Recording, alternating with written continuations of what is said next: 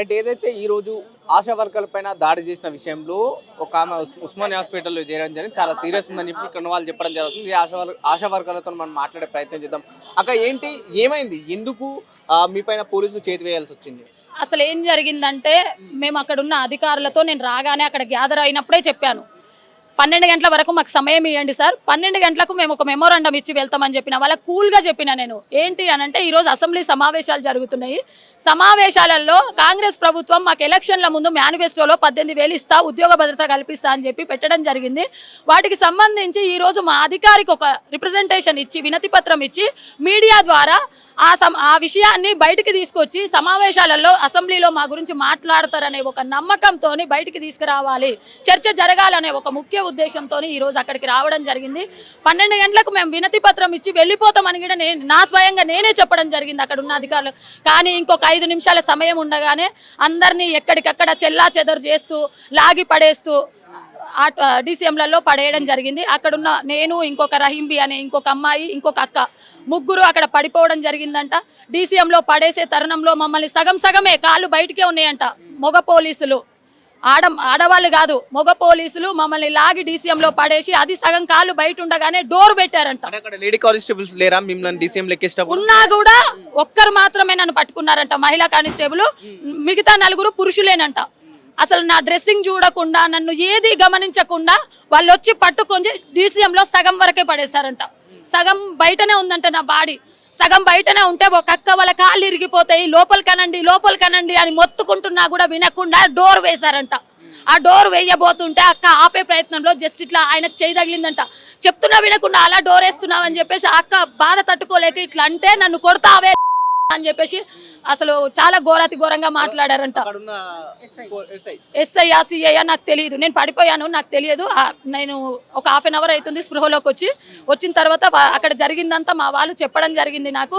ఇక్కడికి అక్కడ మమ్మల్ని DCMలో పడేసిన తర్వాత, ఈ సంఘటన జరిగిన తర్వాత జస్ట్ చెయ్యి తగిలితేనే ఒక కొట్టారు నన్ను అని చెప్పి అక్కడ ఒక పెద్ద సినిమా క్రియేట్ చేశారు. మా కాళ్ళు ఇరిగిపోతే మా పరిస్థితి ఏంది? కనీసం చూడకుండా మా డోర్ వేయబోతుంటే జస్ట్ ఆపండి అని ఆపే ప్రయత్నంలో భాగంగా చెయ్యి తగిలితే మహిళలను చూడకుండా అని చెప్పేసి మాట్లాడడం జరిగిందంట. అక్కడున్న లేడీ కానిస్టేబుల్ వెంటనే ఎగిరెగిరి కొట్టిందంట అక్కని. నువ్వు మా సిఐనే కొడతావా అని, సిఐనో ఎస్ఐనో కొడతావా అని చెప్పేసి. అంటే మేము మహిళలం కామా? మాకంటూ వ్యక్తిత్వం లేదా? మాకు మనసు లేదా? మేము మనుషులం కాదా?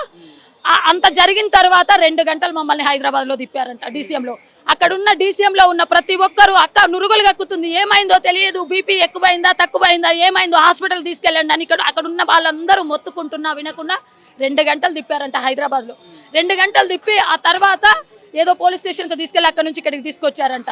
తీసుకొచ్చిన తర్వాత నాకు స్పృహలోకి వచ్చిన తర్వాత జరిగింది చెప్తున్నారు, వీళ్ళు నటిస్తున్నారు అని మాట్లాడుతున్నారంట. ఇది నటనేనా ఇది? మాకేం దౌర్భాగ్యం, నటించాల్సిన అవసరం మాకేముంది? మీరు ఇస్తానన్నయ్యే మేము అడగడానికి వచ్చినాం, అంతే కదా. మీ పైన పోలీసులు దౌర్జన్యంగా కొట్టి మిమ్మల్ని నటిస్తున్నారు, మళ్ళీ మమ్మల్నే నటిస్తున్నామన్నారంట.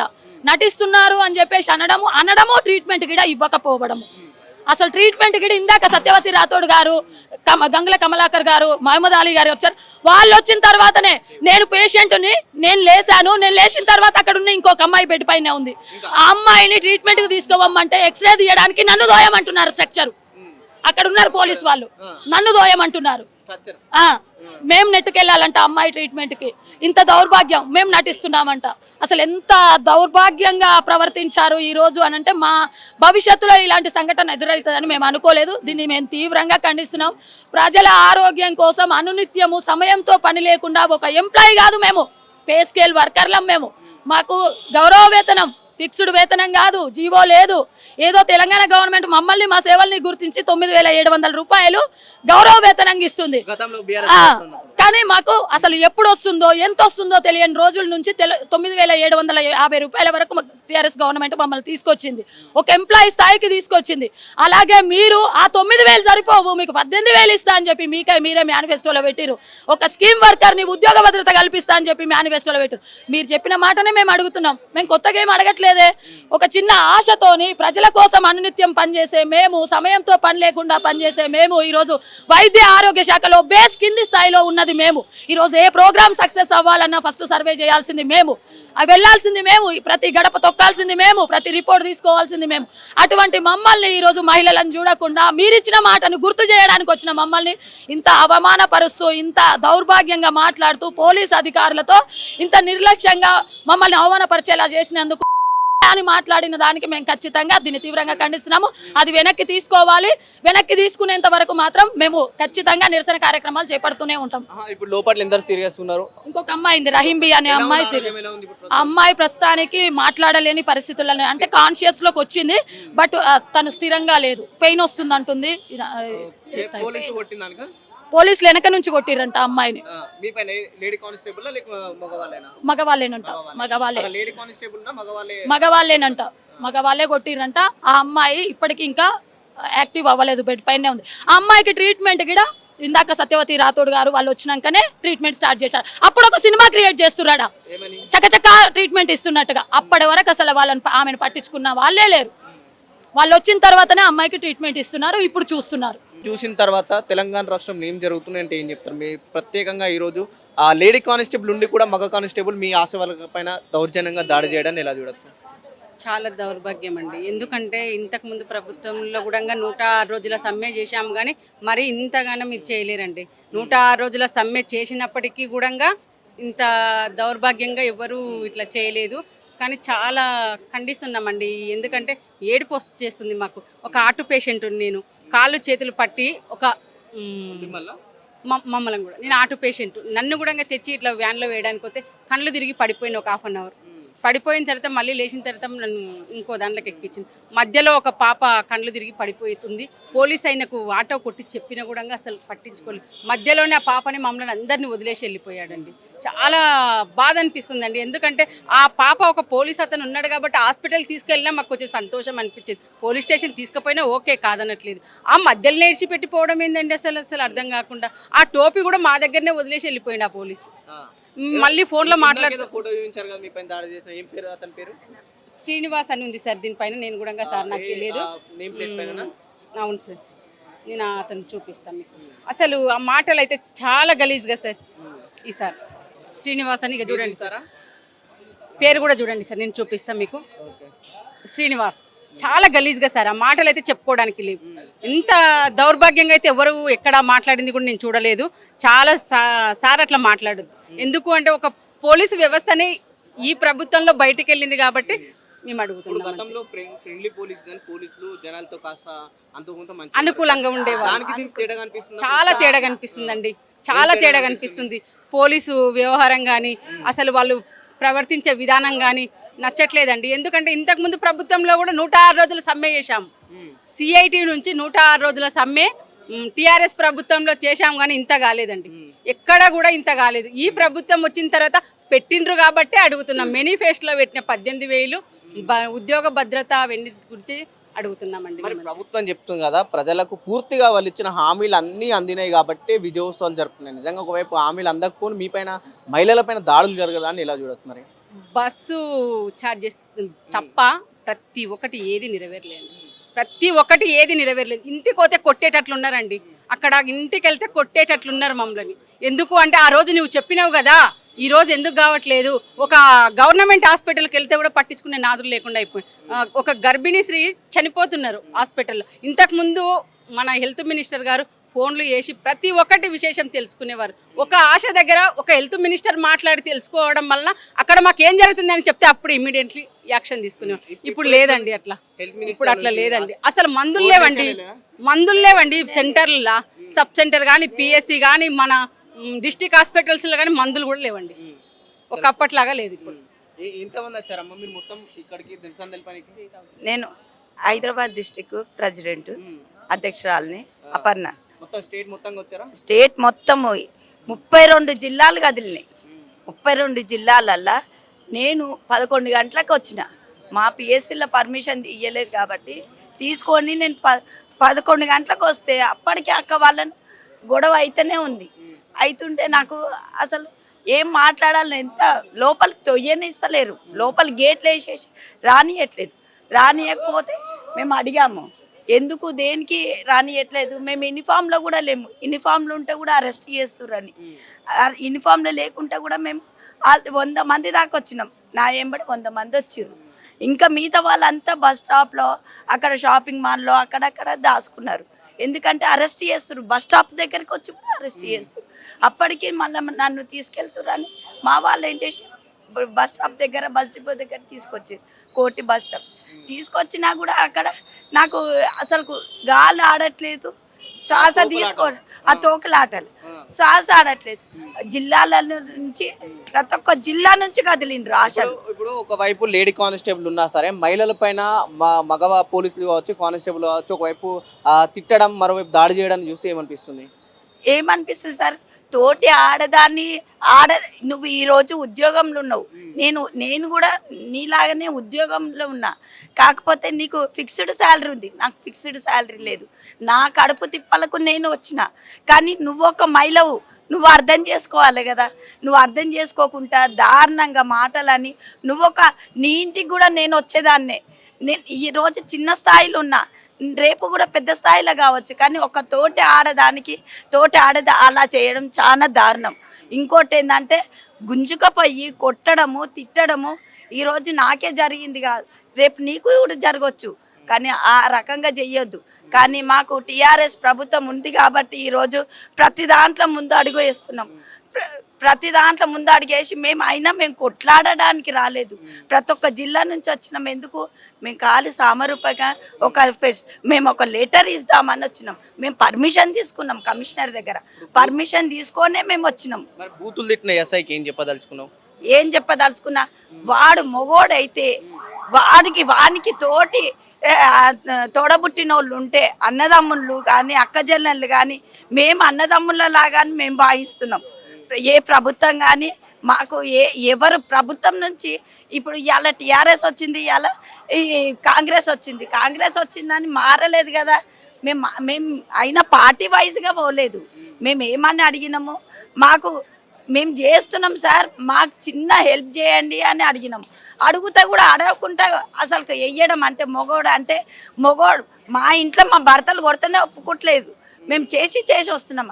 మొగోడు ఒక ఆడదాన్ని కొట్టిండు మాటలు అన్నాడంటే, నీ తోడబుట్టినోడు నీ అమ్మ కానీ నీ అక్క కానీ ఉంటే ఇదే పరిస్థితిలా మీరు అలా చేస్తుండేనా? మీరు కూడా ఒక సంసారం చేసేటోళ్ళే కదా, మీరు కూడా ఒక కుటుంబంలో ఉండేవాళ్ళే కదా, నువ్వు ఒక తల్లి కడుపులకించి వచ్చినావు కదా, నీకు తోడబుట్టినోళ్ళు లేరా? ఈరోజు రాష్ట్ర అధ్యక్షురాలను అన్నావు, రేపు మమ్మల్ని అన్నవాడిని ఏం కారణం? ప్రతి ఒక్క సర్వే చేయిస్తారు మాతోటి. లెప్రసీ సర్వే అన్నారు, ఎన్సిడి సర్వే అన్నాడు, ఎంఐ సర్వే అన్నాడు, మళ్ళీ ప్రతి ఒక్క సర్వే, మొన్న కులగన్న సర్వే కూడా ఆశలకే అన్నారు. మళ్ళీ ఇప్పుడు ఎలక్షన్ డ్యూటీ మాకేనా? ఎన్ని సర్వేలు చేస్తాం? మాకంటూ ఏది లేదా? అయినా మేము ఏఎన్ఎం ట్రైనింగ్ చేసి 14 సంవత్సరాలల్లో టీఎస్పీఎస్ రాసినా కూడా మాకు వెయిటేజ్ మార్క్స్ లేవు. ఈరోజు మేము అడుగుదాము అందులో లెటర్లో రాసినాము, రేపు వచ్చేది 29, 28 తారీఖు మాకు ఎగ్జామ్స్ ఉన్నాయి, మేము కూడా రాస్తున్నాం కాబట్టి మాకు వెయిటేజ్ ఏమని ఇస్తాడేమో అని అడుగుదామని. అదొకటి, ఇవి అన్నీ ఉన్నాయి కదా. మాకు ఇచ్చింది 18,000 శాలరీ, 18,000 దాంట్లో మెయిన్ ప్యాచర్లు పెట్టిండు కాబట్టి మేము ఆయన ఇస్తా అన్నాడు కాబట్టి మేము అడిగినాం, లేకుంటే అడగపోతుంటే. ఈరోజు హైదరాబాద్ డిస్టిక్లో ఈ రకంగా జరిగిందంటే అసలు నా దగ్గర నేను అధ్యక్షురాలు నన్ను చెప్పుకోవడానికే నా సిగ్గను. ఈరోజు అసెంబ్లీ స్టార్ట్ అయింది కదా, ఈరోజు 9 తారీఖు నుండి అసెంబ్లీ స్టార్ట్ అయింది. మాకు కాంగ్రెస్ ప్రభుత్వము మేనిఫెస్టోలో ఆశాలకి 18,000 జీతము, ఉద్యోగ భద్రత కల్పిస్తామనేసి మేనిఫెస్టోలో పెట్టడం జరిగింది.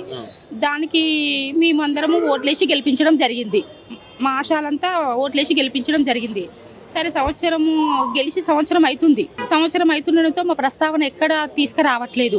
ఈరోజు అసెంబ్లీ స్టార్ట్ కాబట్టి మా ప్రస్తావన ఏమన్నా అసెంబ్లీలో చర్చకు రావాలన్న ఉద్దేశంతో రాష్ట్ర వ్యాప్తంగా ఉన్న ఆశాలంతా మన కమిషనర్ గారికి, కోటి కమిషనర్ గారికి, మెడికల్ అండ్ హెల్త్ కమిషనర్ గారికి ఒక రిప్రజెంటేషన్ సామరస్యంగా సానుకూలంగా ఒక రిప్రజెంటేషన్ ఇవ్వడానికి ఎక్కడ ధర్నాను పిలుపు ఇవ్వలేదు. మేము మెమరాండమ్ ఇవ్వడానికనే వచ్చిన తర్వాత ఏమనలేదు, వచ్చి ఎక్కడ వాళ్ళం అక్కడ ఉన్నాము. 11:15కి స్టార్ట్ చేసిన తర్వాత మాకు 12 గంటల దాకా టైం ఇవ్వండి, ఎక్కడెక్కడో మారుమూల అన్ని జిల్లాల నుంచి వస్తున్నారు, మా ఆశాలంతా గ్యాదర్ అయినాక మేము ఒక ఫోటో క్లిక్ తీసుకొని మేము మీడియా ఆధ్వర్యంలో మా బాధ మేనిఫెస్టోలో పెట్టిన 2 డిమాండ్లు అసెంబ్లీలో పోతాము, మెమరాండం ఇస్తాము, వెళ్ళిపోతాము, ఒక 12 గంటల వరకు టైం ఇవ్వండి అని అన్నాము. టైం ఇవ్వడం అంటే పక్కకు పోయి మాట్లాడుకోండి అని అన్నారు అక్కడ ఉన్న పోలీసు వాళ్ళు. అతను సిఐఓ ఎస్ఐఓ ఒక అతను అన్నాడు. అంటే పక్కకి ఇట్లా మాట్లాడతాం, పక్క కూర్చొని ఎందుకు మాట్లాడతాం, మిమ్మల్ని లొల్లి చేయము, ఏమి చేయము, మిమ్మల్ని ఏమి ఇబ్బంది పెట్టము, సామరస్యంగా మాట్లాడిపోతామని ఉన్నాము. ఉన్న తర్వాత మా యూనియన్ గౌరవ అధ్యక్షుడు రాంబాబు అన్న మాట్లాడకపోతే ఆయనకు అప్పుడే అసహనం వచ్చేస్తూనే ఉంది. మేము చూస్తూనే ఉన్నాం, గమనిస్తూనే ఉన్నాము. ఆ శ్రీనివాస్ సార్ అనే సార్కి పోలీసు ఆయనకి అసహనం వస్తూనే ఉంది. వీళ్ళు వినండి, మీరు ఇంటలేరు, మీరు మిమ్మల్ని అరెస్ట్ చేస్తాం అనేసి ఇక రాంబాబు అన్నని తీసుకోవడానికి ప్రయత్నించారు. ముందున్న నారాయణ అన్నని అంతకుముందుకి టైం ఇవ్వకముందుకే తీసుకోవడానికి ప్రయత్నించారు. లేదు మా వాళ్ళందరూ వస్తారు, 12 గంటల వరకు వచ్చి మీరు టైం ఇవ్వండి, అందరు గ్యాదర్ అయినాక ఇచ్చిపోతామని చెప్పినాము. అక్కడితో కూడా ఆగకుండా రాంబాబు అన్నని అరెస్ట్ చేయడానికి ప్రయత్నించారు. మేము రాంబాబు అన్నని అరెస్ట్ చేయకుండా మేము అందరం ఆశాలము అడ్డు తిరిగినాము. మేమేం లొల్లి చేస్తా అంటలేము కదా అని అడ్డు తిరిగిన తర్వాత ఇక కథం, ఇక వాళ్ళకంతటితో ఓపిక నశించిపోయి వెహికల్ తెస్తూనే ఉన్నారు, గుంజుకుపోవడానికి ప్రయత్నిస్తూనే ఉన్నారు. అయితే ఇక నేను అక్కడ ఇక్కడ దురుసుగానే తీసుకోవడానికి ప్రయత్నించే క్రమంలో నేను కళ్ళు తిరిగి ఫస్ట్ కళ్ళు తిరిగి నాకు శ్వాస ఆడలేదు, హార్ట్ బీట్ ఎక్కువై పడిపోగానే రాష్ట్ర అధ్యక్షురాలు మా ఫ్రెండ్ వచ్చి లేపడానికి ప్రయత్నించింది. నా చుట్టుముట్టు కూడిన తర్వాత ఆమెని ఇక్కడ కొట్టిరంట. ఇక నాకు దమ్ ఆడలేదు, లేవంగానే మళ్ళీ వెంటనే నా ఫ్రెండ్ ఏదైనా దోలాడుకున్నా, ఎక్కడుంది సంతోష్ ఎక్కడుంది అని దోలాడుకుని మళ్ళీ ఆమె దగ్గరికి పోయినా, అంత శాత కాకుండా ఆమె దగ్గరికి పోయినా. ఇక అమ్మాయికి పడిపోయింది, నేను దగ్గర పోగానే అసలు ఇందిరమ్మ పాలన ఏ పాలన కానీ మా ఆశాల పట్ల మాత్రమే ఈ కాంగ్రెస్ ప్రభుత్వం వచ్చిన తర్వాత బెదిరింపులు ఎక్కువైనాయి, పని ఒత్తిడి ఎక్కువైంది. ఎక్కడికక్కడ అధికారులు అసలు బెదిరిస్తున్నారు ఆశాలని. అసలు ఈ పని చేయకపోతే తీసేస్తాము, ఆ పని చేయకపోతే తీసేస్తాము, మీరు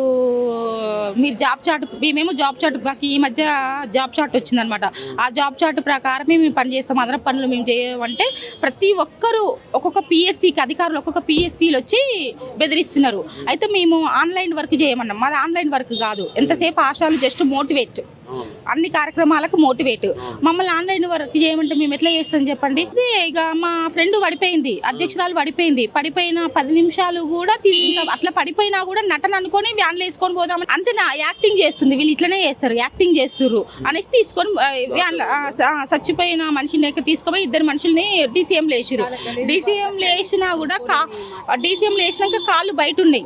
రైట్, ఇది పరిస్థితి. ఏదైతే అసెంబ్లీ ముందు గతంలో కాంగ్రెస్ పార్టీ ప్రచారం ఉన్నప్పుడు మేనిఫెస్టోలో ఇచ్చిన హామీలే మేము అడిగినాం, కానీ మా పైనే లేడీ కానిస్టేబుల్ ఉన్నా సరే మగ పోలీసులు కాబట్టి మా పైన దాడి చేయడం జరిగింది క్రూరంగా. మేము హాస్పిటల్కి వచ్చినా మాకు ట్రీట్మెంట్ కూడా సరిగ్గా అందలేదు. ఏదైతే బీఆర్ఎస్ పార్టీ నాయకులు వచ్చేదాకా కూడా మాకు ఇంకా ట్రీట్మెంట్ స్టార్ట్ అవ్వలేదు. తెలంగాణ రాష్ట్రంలో గతంలో ఫ్రెండ్లీ పోలీసింగ్, కేసీఆర్ అన్నప్పుడు ఫ్రెండ్లీ పోలీసింగ్ నడిచింది, ప్రస్తుతం ఆ ఫ్రెండ్లీ పోలీసింగ్ కూడా పక్కకు పోయింది. ఎప్పుడు పడితే ఆడవాళ్ళపైన క్రూరంగా దాడి చేసిందని చెప్పేసి ఇక్కడ మహిళలు ఆవేదన చెందడం జరుగుతుంది. కెమెరామెన్ శివతో Pavan, mirror TV, Osmania hospital.